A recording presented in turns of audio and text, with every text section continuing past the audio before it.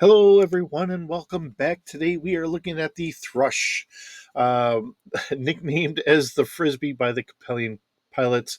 The TR-7 Thrush was a light aerospace fighter typically seen in House Liao dropship detachments, as well as garrison forces throughout the Confederation. Forsaking armor for speed and firepower, like most light aerospace fighters, the Thrush cannot easily take on larger fighters or multiple enemies, but is in its element when scouting or used as a screening force for dropships.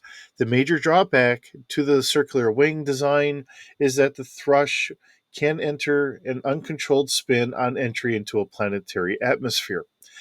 In a similar fashion, to the Draconis Combines designed Shulgar, which was eventually phased out because of its unstable atmospheric flight.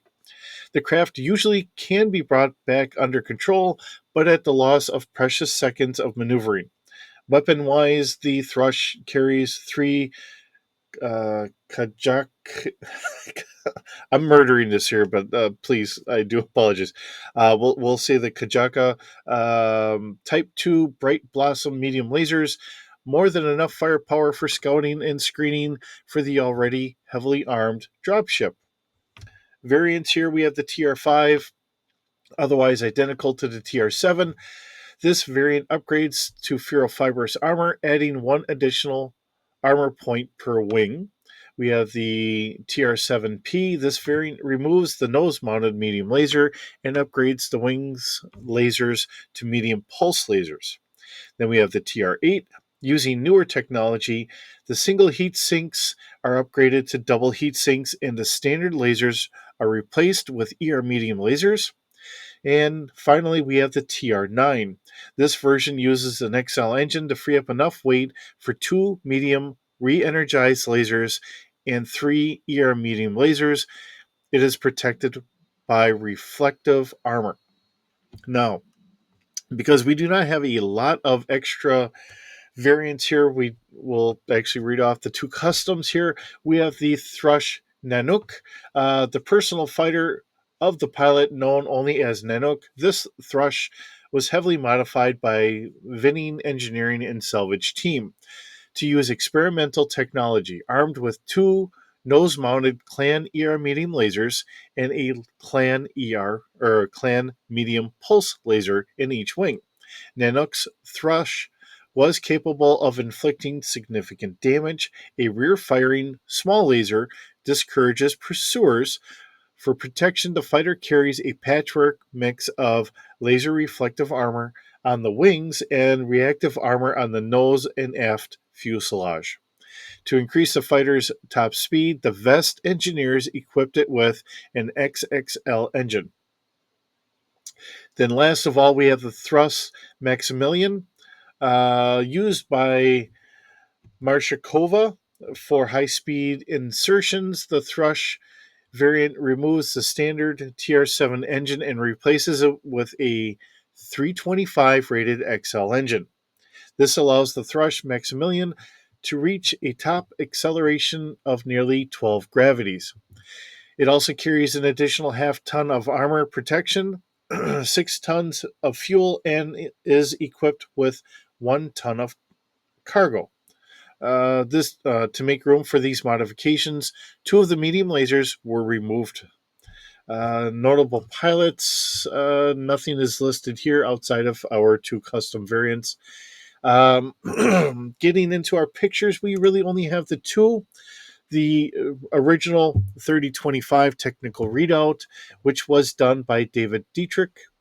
And we also have from the revised version of the technical readout 3025, which was done by Mike and Jim Nielsen after the original drawing by David Dietrich. So, with all that, let's get into our D6 stats and see what we have for our ship today. All right, so looking at the Thrush, we have this one at Starfighter scale because we've been doing some of the ships at Starfighter scale. So we do have our crew of one, no passengers, Cargo capacity, we're keeping it's still at 45 kilograms. Of course, we're going to have full coverage, kind of a holdover from all the other stat blocks that we have from all the other vehicles that we typically go through. Now, cost for this is going to be 1,685,156 C-bills. Maneuverability, because the maneuverability chart only goes up to a 10 plus out of Battletech, and that's where I was taking everything from. So with our standard maneuverability being a 2D and the speed being as fast as it is, our overthrust is a 18. That's where we get our space speed of 18. That gives us a 3D plus 1 for maneuverability. So that's where that's all kind of coming from. Atmosphere wise, one of the charts I have found through all my lookings arounds for all this fun stuff is actually to have a chart that goes from, I believe, 1 to 20 for space speed out of Star Wars. So a space speed of 18 gives us a maximum speed of 1,600 kilometers an hour. Body strength being a 25 ton fighter gives us a 2D plus 2. And counting it up, there's only about 34 armor points on this on the Thrush. So again, as it was stated before, it's not the most armored fighter out there. Really better for just kind of screening action and scouting, which then leads us into our weapons. We do have 3 medium lasers. To me, just calling them fire linked together, because the difference really comes into when I'm doing all this.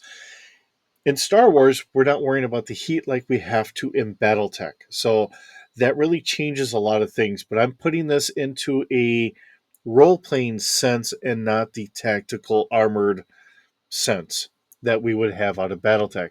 And I've said this many times before. If I wanted to play Battletech, I would most lovingly play Battletech.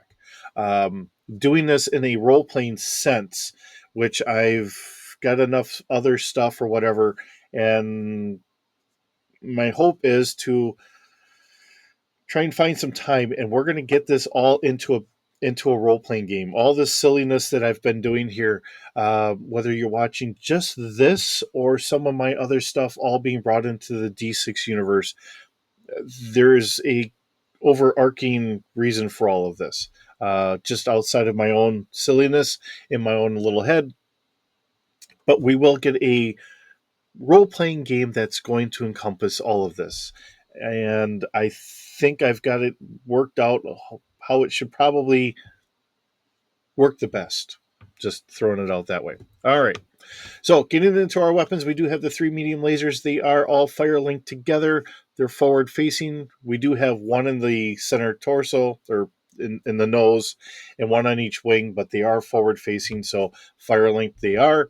Starfighter scale, having a fire control of 2D, and because they are fire or starfighter scale and not uh, Walker scale, we're actually losing 2D on this. So if this was Walker scale, we would be at 7D. But because we are at Starfighter scale, it is only a 5D.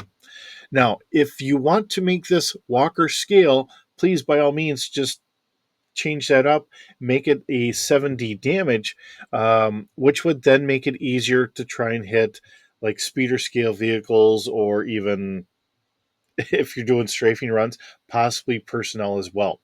But trying to keep things at similar scales, this does work. The only problem is if I'm doing strafing runs, it's going to be a lot harder.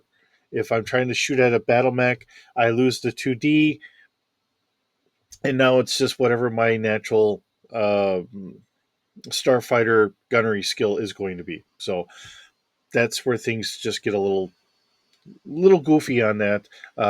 Not trying to make it difficult or anything else, and that's why I'm trying to throw it out here. If you, the person that's watching this, really wants to have this more at a Walker scale, so that way it makes it easier to try and shoot a battle mech, then by all means, please do. But on the other hand, if we're using this to even go up against some of the capital class starships, all of our jump ships or drop ships or whatever. Um, we're going to gain an extra 2D just to try and hit to begin with. So, with that being said, I think we've got this all pretty well covered. Thank you so very much for joining me today. It's always wonderful having you here. I hope you're doing well, and I will see you in the next video.